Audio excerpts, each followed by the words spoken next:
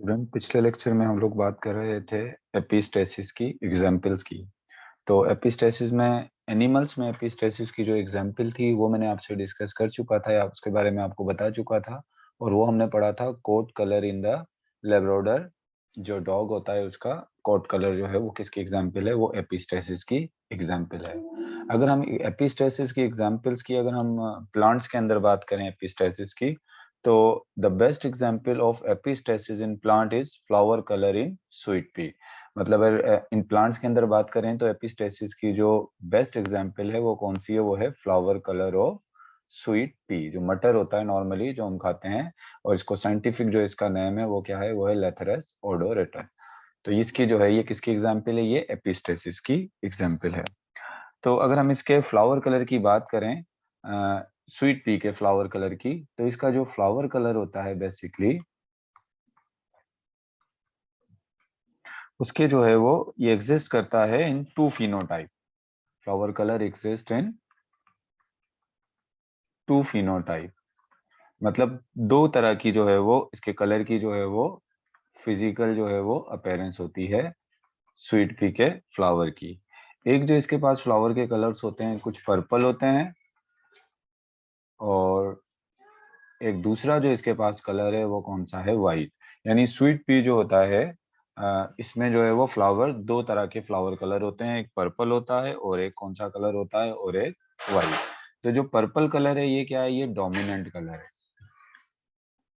अगर purple colour की बात करें तो डोमिनेंट डोमिनेंट कैरेक्टर है या ये डोमिनेंट ट्रेट है।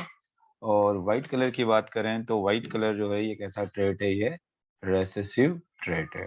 और आपको पता है जो डोमिनेंट ट्रेट होता है वो ज्यादा मिलता है, किसी भी ऑर्गेनिज्म का जो डोमिनेंट ट्रेट है वो ज्यादा मिलता है और रेसेसिव ट्रेट क्या होता है? कम होता है। अब आपको पता है कि जो प्लांट्स के अंदर पर्पल कलर होता है वो एक पिगमेंट की वजह से होता है। तो purple colour develop due to purple pigment anthocyanin. यानी जो पर्पल कलर है ये एक पर्पल पिगमेंट की वजह से होता है, और उस पर्पल पिगमेंट का नाम है एंथोसायनिन। यानी अगर प्लांट्स के पास एंथोसायनिन होगा फ्लावर में तो उसका कलर पर्पल हो जाएगा, और अगर एंथोसायनिन नहीं होगा तो कलर क्या हो जाएगा? तो इसका कलर हो जाएगा बेसिकली व्हाइट। तो अब अगर हम कोई भी ट्रेड्स होते हैं, आपको पता है कि हर ट्रेड को जो है वो कंट्रोल करने वाले कौन होते हैं? जीन होते हैं। तो इसका मतलब पर्पल कलर जो है ये एक डोमिनेंट कलर है, तो इसको भी कंट्रोल कौन कर रहा है? इसको भी जीन कर रहे हैं। पर्पल कलर को डोमिनेंट जीन कंट्रोल कर रहे होंगे, तो डेफिनेटली जो व्हाइट कलर होगा उसको कौन कंट्रोल कर रहे होंगे? Recessive gene. इसके अलावा भी जीन का आपस में क्या होगा? इंटरेक्शन भी होता है। तो चलिए उसको डिस्कस करते हैं। इसमें यहाँ पर नॉन अलीलिक जीन का इंटरेक्शन किस तरीके से हो रहा है। तो पर्पल कलर की अगर हम बात करें, इसका जो पर्पल कलर है जो कि किसकी वजह से है? पर्पल कलर जो है वो मैंने आपको बताया एंथोसाइनिन पिगमेंट की वजह से है। और ये एंथोसाइनिन जो पिगमेंट्स होता है its production is control by, तो हमने कहा कि ये होता है एंथोसाइनिन पिगमेंट की वजह से। और ये जो एंथोसाइनिन पिगमेंट है इट्स प्रोडक्शन इज कंट्रोल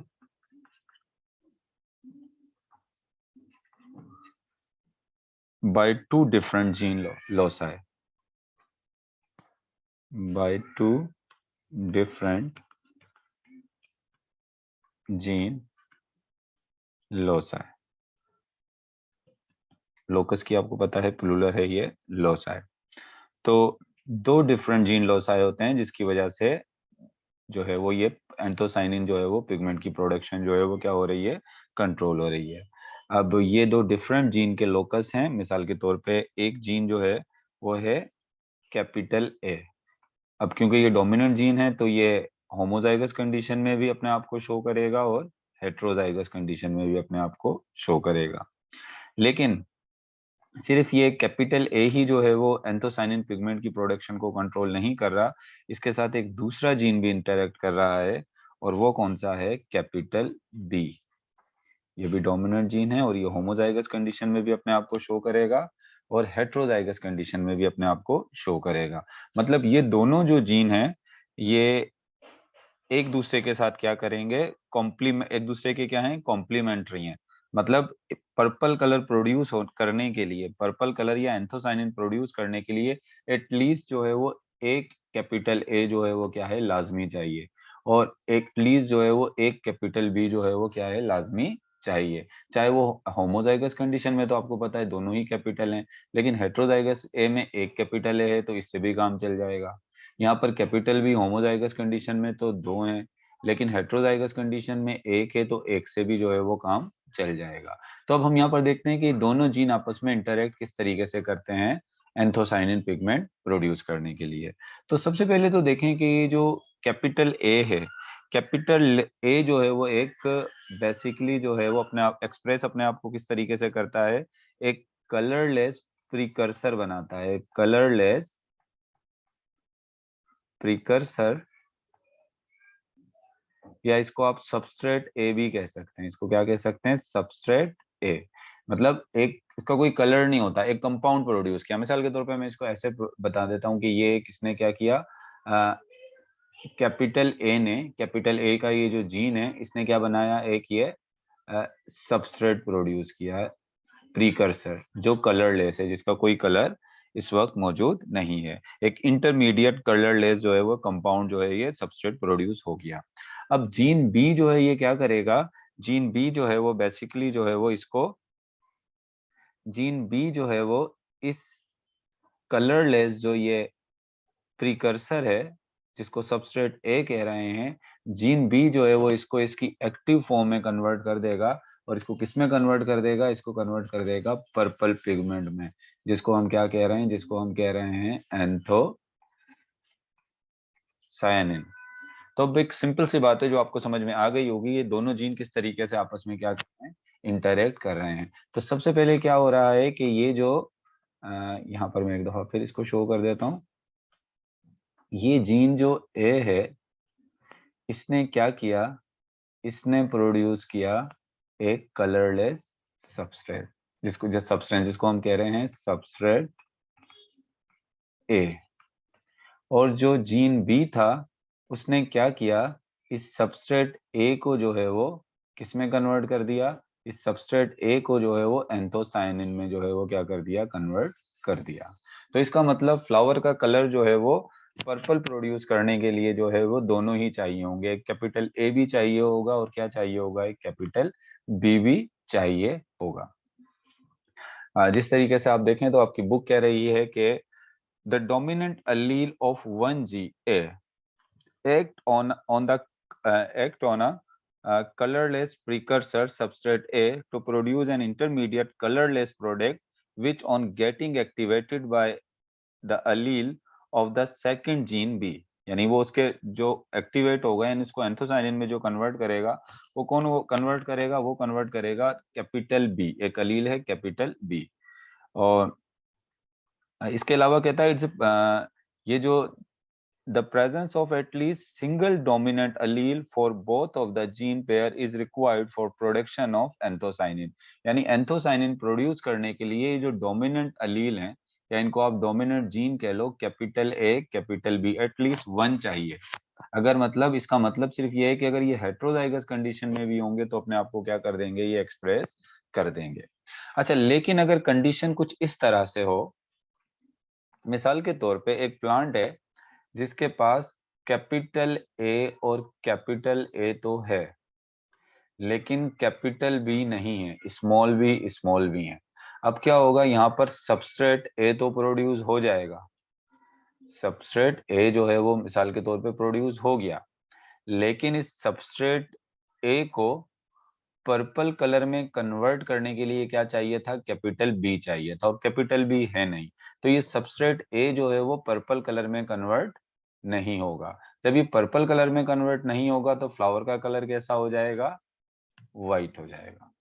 इसी तरीके से अगर प्लांट के पास स्मॉल है और उसके साथ कैपिटल बी है, तो अब आप देखें कैपिटल बी तो जो है वो एक्टिव करने के लिए मौजूद है एक सबस्ट्रेट ए, लेकिन जब सबस्ट्रेट ए ही प्रोड्यूस नहीं होगा, क्योंकि कैपिटल ए रिक्वायर्ड है क्या प्रोड्यूस करने के लिए, सबस्ट्रेट ए, और सबस्ट्रेट ए को ही कैपिटल बी जो है वो किसमें कन्वर्ट करेगा, एंथोसाइनिन में। अब कैपिटल बी के मौजूद होने से फर्क नहीं पड़ता जब तक क्या नहीं होता, जब तक कैपिटल ए नहीं होगा। इसी तरीके से कैपिटल ए के होने से भी कोई फर्क नहीं पड़ता जब तक क्या नहीं होगा, कैपिटल बी नहीं होगा। तो मतलब ये कि एक कैपिटल ए और एक कैपिटल बी लाजमी रिक्वायर है किसके लिए, बेसिकली जो है वो एंथोसाइनिन पिगमेंट प्रोड्यूस करने के लिए, दोनों ही रिक्वायर्ड होते हैं। तो ये जो इंटरएक्शन है किसके दरमियान में, कैपिटल ए जीन और कैपिटल बी जो जीन है, इनका आपस में ये जो इंटरएक्शन है, इसको हम कहते हैं बेसिकली, इन दोनों का जो इंटरएक्शन है, जो इन दोनों का जो इंटरएक्शन है, जिसको इंटरएक्ट करके ये क्या प्रोड्यूस कर रहे हैं, एंथोसायनिन।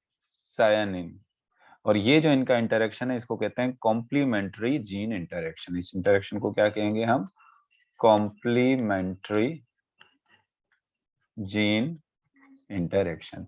क्योंकि पर्पल कलर प्रोड्यूस करने के लिए दोनों जीन एक दूसरे के क्या हैं, कॉम्प्लीमेंट्री हैं। कॉम्प्लीमेंट्री मतलब लाजमी है कि कैपिटल बी को लाजमी तौर पे कैपिटल ए चाहिए। अगर यहाँ दो स्मॉल स्मॉल ए आ जाएंगे तो ये अपने आप को एक्सप्रेस नहीं कर पाएगा। और यहाँ अगर कैपिटल ए तो मौजूद है, लेकिन अगर यहाँ कैपिटल बी ना हो, स्मॉल बी हो, तो ये भी अपने आप को एक्सप्रेस नहीं कर पाएगा।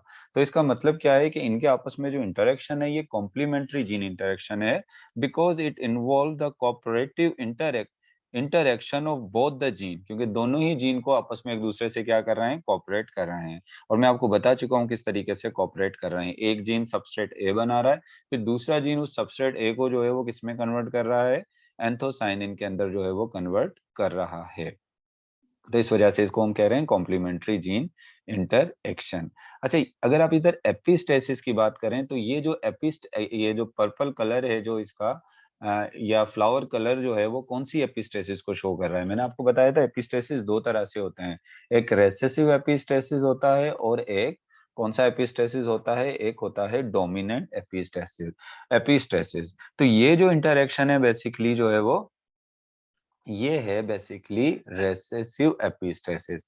लेकिन रेसेसिव एपिस्टेसिस भी कौन सा वाला रेसेसिव एपिस्टेसिस है, ये है डुप्लीकेट रेसेसिव एपिस्टेसिस। देखो अब इसको डुप्लीकेट रेसेसिव एपिस्टेसिस क्यों कह रहा है, देखो इससे पहले जब हमने पढ़ा था, जो लेब्राडोर जो डॉग था, उसके पास जो उसके जो स्किन का कलर होता है, और हमने पढ़ा था कि उसकी स्किन का जो कोट का कलर होता है वो ब्राउन भी हो सकता है, और वो कौन सा कलर का हो सकता है, वो बेसिकली जो है वो ब्लैक भी हो सकता है। सही है ना। इसमें फिर जब मैंने आपको बताया था कि इसका जो ब्लैक कलर होता है, ब्लैक कलर किसकी वजह से होता है, कैपिटल बी जो है ये क्या इसका कौन सा कलर देगा, इसको कैपिटल बी कलर देगा, ब्लैक का। मिसाल के तौर पे अगर किसी प्लांट के पास कैपिटल बी है, लेकिन इसके साथ अगर एक स्मॉल ई है, तो ये क्या करेगा, ये इसके इंटरेक्शन, ये इसको जो है वो शो होने नहीं देगा। तो ये कौन सी है, इसको हम क्या कहेंगे, इसको हम कहेंगे रेसेसिव एपिस्टेसिस, क्योंकि यहाँ रेसेसिव जीन ने जो है वो ब्लैक कलर को शो होने नहीं दिया। तो ये कौन सी एपिस्टेसिस है, रेसेसिव एपिस्टेसिस। ये लेकिन ये डुप्लीकेट रेसेसिव एपिस्टेसिस नहीं है। अब देखो यहाँ पर डुप्लीकेट रेसेसिव एपिस्टेसिस का मतलब क्या है। अब मिसाल के तौर पे अगर मैं यहाँ पर ये स्मॉल बी होता, और दूसरी तरफ जो है वो कैपिटल ई और स्मॉल ई होता, तो आपको पता है इसका कलर जो है वो चॉकलेट कलर का या ब्राउन कलर का ये हो जाता। लेकिन यहाँ पर जो इस कंडीशन में जिसमें हम बात कर रहे हैं किसकी,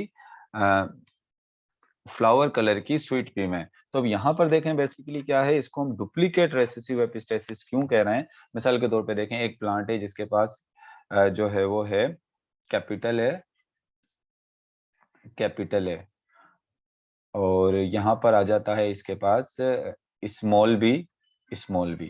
तो ये स्मॉल बी ने क्या किया, कैपिटल ए के कैरेक्टर को क्या है, को एक्सप्रेस होने नहीं दिया। यानी सबस्ट्रेट ए तो बन गया, लेकिन सबस्ट्रेट ए को जो है वो एंथोसाइनिन में कन्वर्ट होने नहीं दिया। इसी तरीके से अगर स्मॉल ए हो और यहाँ पर कैपिटल बी हो, तो स्मॉल ए ने कैपिटल बी अगर के कोई एक्टिव कंपाउंड इसने प्रोड्यूस करे भी हैं उसको एक्टिव करने के लिए, किसको, सबस्ट्रेट ए को, तो इसने क्या किया, सबस्ट्रेट ए ही प्रोड्यूस नहीं किया।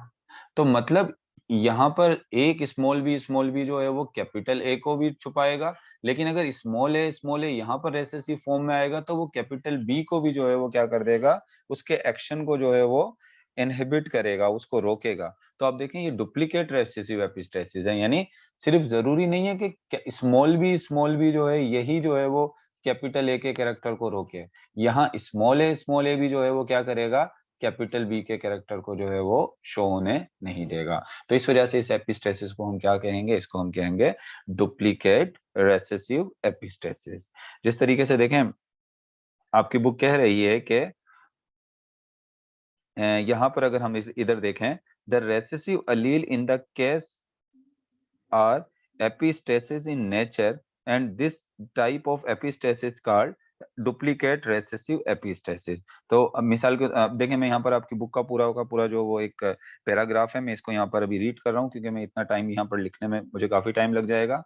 यहाँ पर मैं जिस तरीका, सबसे पहले मैंने आपको बता दिया कि कॉम्प्लीमेंट्री जीन इंटरेक्शन क्यों कह रहे हैं। तो कॉम्प्लीमेंट्री जीन इंटरेक्शन तो मैंने आपको बता दिया, कैपिटल ए और कैपिटल बी दोनों ही चाहिए होते हैं, किसके लिए, because it involve the cooperative interaction of both the gene. फिर उसके बाद आपकी बुक कहती है on the other hand if any one locus has homozygous recessive genotype, मतलब कह रहा है any one locus has homozygous recessive genotype. जैसे यहाँ सबसे पहले कैपिटल ए स्मॉल बी। अब आप देखें इसके एक लोकस पर होमोजाइगस रेसेसिव जीनोटाइप है, ये वाला लोकस, इस पर क्या है, होमोजाइगस जीनोटाइप है। और या फिर एक दूसरा वाला स्मॉल ए है, कैपिटल बी। अब इसके इस लोकस पर क्या है, इसके इस लोकस पर क्या है, होमोजाइगस रेसेसिव जीन है। तो यही आपकी बुक कह रही है कि if any locus has homozygous recessive genotype either capital A small B और small A capital B that will interfere with dominant allele and hides their expression. यानी यहाँ पर स्मॉल बी कैपिटल ए के साथ इंटरफेयर करेगी और यहाँ small A capital B के यानी डोमिनेंट जीन के साथ क्या करेगा, इंटरफेयर करेगा और उसको उसके एक्सप्रेशन को क्या कर देगा, हाइड कर देगा, छुपा देगा। The result will be white flower, और उसकी दोनों इन कंडीशंस की वजह से फ्लावर का कलर क्या हो जाएगा, फ्लावर का कलर हो जाएगा white. The recessive allele in this case are epistatic in nature and this type of epistasis is called duplicate recessive epistasis। यानी जो एपिस्टेटिक जो जीन है, यानी जो हाइड कर रहे हैं वो रेसेसिव हैं, लेकिन दोनों ही तरफ से रेसेसिव हैं, दोनों ही जीन पेयर जो है वो अपने आप को रेसेसिव फॉर्म में शो कर सकते हैं। तो इस वजह से इसको हम कहेंगे डुप्लीकेट रेसेसिव एपिस्टेसिस। अब इसके बाद आपकी बुक में एक प्रॉब्लम है जिसमें कहता है if a white flower plant, मिसाल के तौर पे अगर किसी के पास कैपिटल ए स्मॉल बी आ जाए तो ये फ्लावर कैसा होगा, ये होगा व्हाइट। और अगर किसी के पास स्मॉल ए आ जाए और उसके साथ कैपिटल बी आ जाए तो भी प्लांट कैसा होगा, तो भी प्लांट ये व्हाइट होगा। तो व्हाइट फ्लावर वाले प्लांट, यानी व्हाइट फ्लावर वाला जो प्लांट है उसको आप क्रॉस करा दें एक व्हाइट फ्लावर वाले प्लांट ही से, तो क्या होगा, अब यहां से तो ऑफस्प्रिंग जो है यहाँ से कैपिटल ए लेगा। अब यहाँ मैं गैमेट नहीं बना रहा हूँ क्योंकि गैमेट तो सेम कैपिटल ए और स्मॉल बी वाले बनेंगे, और यहाँ जो गैमेट बनेंगे स्मॉल ए और क्या बनेंगे, कैपिटल बी वाले। इस तरह के यहाँ पर क्या बनेंगे, ये गैमेट्स बनेंगे। तमाम ही गैमेट एक जैसे बनेंगे तो बार बार उन गैमेट्स को लिखने की जरूरत नहीं है। तो यहाँ ये क्या बन गए, ये इसके गैमेट्स बन गए। आपको पता है गैमेट्स के अंदर जो है वो क्रोमोसोम्स के नंबर हाफ हो जाते हैं, तो जीन भी जो है वो क्या हो जाते हैं, वो हाफ हो जाते हैं। तो अब ये जब गैमेट्स आपस में मिलेंगे तो ऑफस्प्रिंग जो प्रोड्यूस होगा वो यहाँ से कैपिटल ए लेगा और अपने दूसरे पेरेंट से क्या लेगा, स्मॉल ए। फिर यहाँ से जो है वो कैपिटल बी ले लेगा और यहाँ से स्मॉल बी। आपको पता है मैंने आपको बताया था पर्पल फ्लावर करने के लिए, एक प्रोड्यूस करने के लिए एक कैपिटल ए और एक कैपिटल बी क्या होते हैं, काफी होते हैं। तो प्लांट कैसा प्रोड्यूस होगा, प्लांट बेसिकली जो प्रोड्यूस होगा वो कैसे फ्लावर प्रोड्यूस करेगा, पर्पल फ्लावर प्रोड्यूस करेगा। इसके बाद ये जो F1 प्लांट हैं, इनको अगर हम आपस में जो है वो सेल्फ फर्टिलाइज करें, मतलब इनको आपस में क्रॉस कराएं, यानी capital A capital B small B, ये एक हेट्रोजाइगस जो है वो क्या है, पर्पल फ्लावर है, प्लांट है। इसी को क्रॉस करा दें अगर हम हेट्रोजाइगस पर्पल फ्लावर प्लांट से, तो आपको पता है इसमें जो गैमेट्स बनेंगे बेसिकली, अगर हम यहाँ पर जो है वो गैमेट बनाएं तो गैमेट कैसे बनेंगे, चार टाइप के गैमेट बनेंगे। कैपिटल ई जो है वो कैपिटल ए कैपिटल बी के साथ भी असॉर्ट कर सकता है, और कैपिटल ए जो है वो स्मॉल बी के साथ भी असॉर्ट कर सकता है। इसी तरीके से स्मॉल ए कैपिटल बी के साथ भी असॉर्ट कर सकता है, स्मॉल ए स्मॉल बी के साथ भी करता है। इसी को हम कहते हैं लॉ ऑफ इंडिपेंडेंट असॉर्टमेंट। अब इस तरह ये 4 टाइप के यहाँ पर गैमेट बनने की प्रोबेबिलिटी है। और यहाँ पर भी कितने गैमेट बनेंगे, 4 ही टाइप के सेम गैमेट जो है वो इस तरह से बन जाएंगे। अब अगर हम यहाँ पर एक पुनेट स्क्वायर के जरिए इन गैमेट्स की आपस में फर्टिलाइजेशन कराएं, यहाँ पर हम कैपिटल ए कैपिटल बी रख दें, यहाँ कैपिटल ए स्मॉल बी, यहाँ स्मॉल ए कैपिटल बी, और यहाँ स्मॉल ए स्मॉल बी रख दें। इसी तरीके से 4 गैमेट हम यहाँ पर ये गैमेट ऊपर रख देते हैं, small A capital B small A small B. अगर आप इनको ये गैमेट अगर इस गैमेट के साथ को फ्यूज होगा, मतलब ये मेल गैमेट और ये फीमेल गैमेट अगर आपस में मिलेंगे, तो आप यहाँ पर देख लें किस तरह का फ्लावर प्रोड्यूस होगा। यहाँ पर जो है वो पर्पल कलर का फ्लावर जो है वो प्रोड्यूस होगा। इसी तरीके से अगर यहाँ पर capital A capital B small B, यहाँ पर भी फ्लावर कैसा प्रोड्यूस होगा, पर्पल फ्लावर ही प्रोड्यूस होगा। यहाँ पर भी आप देखें तो पर्पल फ्लावर प्रोड्यूस होगा, और यहाँ पर भी जो फ्लावर प्रोड्यूस होगा बेसिकली जो है वो किस तरह का प्रोड्यूस होगा, पर्पल। फिर आप इसके कॉम्बिनेशन बना लें, अगर ये गैमेट इसके साथ फ्यूज होगा तो देख लें किस तरह से इनको अगर आप फिल करेंगे तो यहाँ पर आपको जो है वो टोटल जो है वो फ्लावर जो आपको मिलेंगे, यहाँ पर जो रेशो आपको मिलेगा वो रेशो बेसिकली मिलेगा यहाँ पर 9 आपको जो है वो पर्पल फ्लावर मिलेंगे, 9 आपको पर्पल फ्लावर मिलेंगे, और आपको यहाँ पर 7 जो है वो किस कलर के फ्लावर मिलेंगे, व्हाइट फ्लावर मिलेंगे। तो इस डुप्लीकेट एपिस्टेसिस की वजह से जो मेंडल का जो डाई हाइब्रिड रेशो था 9:331, ये रेशो जो है वो कन्वर्ट हो जाता है F2 जनरेशन में, इसमें कन्वर्ट हो गया 9:7 में। और ये किस वजह से हुआ है, ये हुआ है एपिस्टेसिस की वजह से।